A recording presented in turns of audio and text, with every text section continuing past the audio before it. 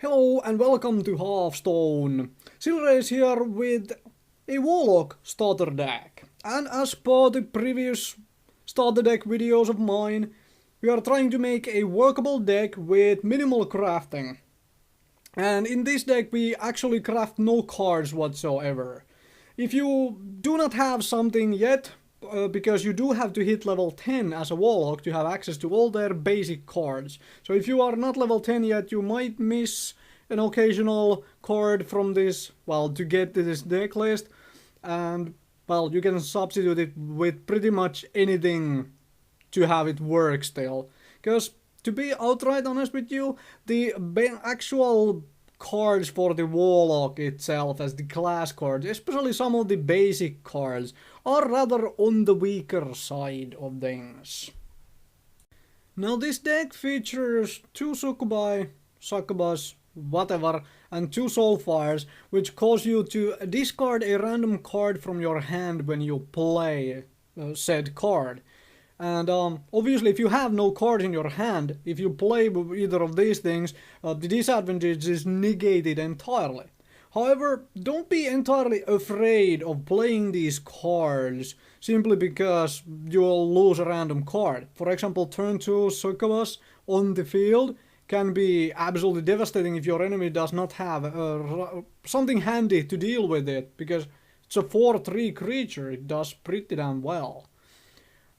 So, the discard random card thing is something integral to some Warlock cards, and learning to deal with this particular game mechanic is part of learning to play Warlock.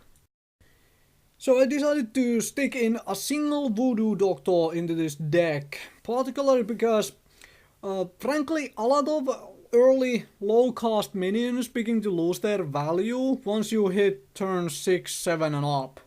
But for the Warlock, the Voodoo Doctor actually does not lose value thanks to the class ability of the Warlock, which makes you, well, exchange 2 mana, 2 health for a card draw.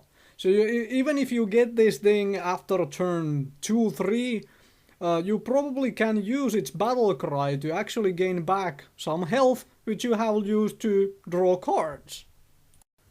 The class ability of the Warlock being able to draw cards using both mana and health is the other reason we are not running Novice Engineers, but instead running Gnomish Inventors, because starting from turn 2, Warlock can always decide to draw a card, in case you have no other play in hand. So we bring in a tougher card draw which you can play a little later, and it can actually do something else on the field than just be a card draw creature.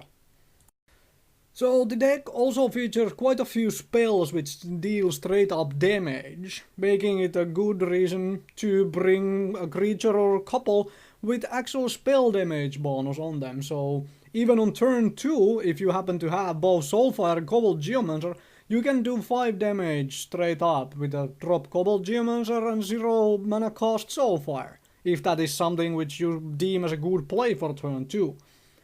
However, the main reason we are bringing Kobold Geomancer instead of Dalaran Mages, other than the fact that Kobold Geomancer comes out earlier into play, allowing this whole turn 2 5 damage play, is the fact that Kobold Geomancer, with its 2 attack, it actually trades pretty well with majority of the 2-cost creatures in the game being 3 attack and 2 health.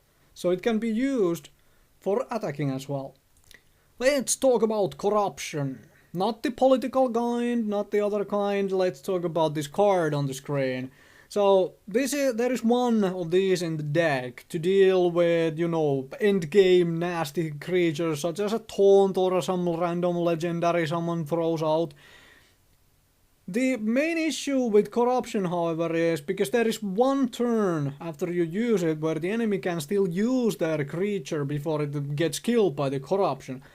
You run into this issue that when you cast this on something, the enemy simply you know runs it into whatever they can to try and sacrifice the creature or to do most damage with it, because it will die anyways. So this is a good card to force an enemy to do something with their creature, and this is actually a good card to get rid of Ragnaros because it cannot attack anyways. However, Always remember that if the opponent has a silence in their hand, Iron Beak Owl, Spellbreaker, something, they can simply silence the creature you cast the corruption on, and corruption will not trigger. It will silence away the corruption. The final card I want to touch on briefly is the Dread Infernal, the biggest creature in this particular deck I have here. 6 cost for 6 attack and 6 health is not quite so awesome. I mean, Boulder Fist Ogre has 1 more health. However, Boulder Fist Ogre doesn't do 1 damage to the entire board when you play it. So this can be used to get rid of lots of weaker things. And it can also be used, once you start crafting things, it can be used to trigger your own enrage effects, as an example. Okay, for the end word, let me just say that I don't take any credit again for making this deck, because, well, we are using basic cards only. Someone somewhere has created the same or almost exactly same deck at some point or another. So whatever, I am not trying to take credit for these things.